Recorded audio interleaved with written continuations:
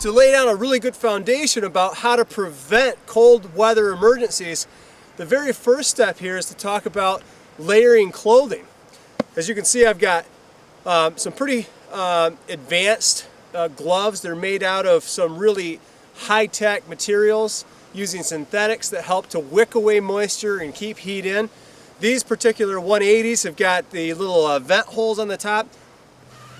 You can blow into the hole to heat up your hands without having to worry about the moisture, and a lot of times that's the surface cooling we get, and then that lends to frost nip and then to frost bite, which we're going to cover in a little bit.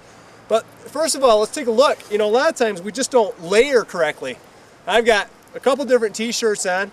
I've got a pullover, zip up, and then I've got another synthetic on top of that that's also specially designed for warmth.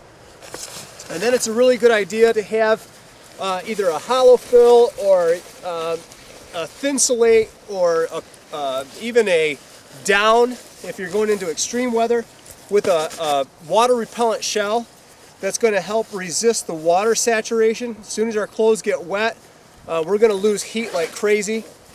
But layering our clothing is going to be a key in staying warm. On the bottom side, I've got 2 layers of pants, and then my outer snow pants that are also water resistant.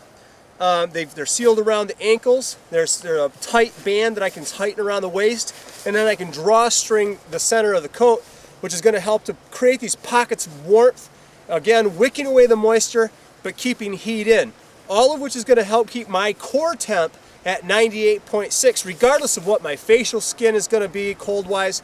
I'm going to be able to help keep my core temp at 98.6 or higher. Once we drop below 98.6 Fahrenheit on the core temp, we immediately start going into signs of hypothermia, and we're going to cover that next.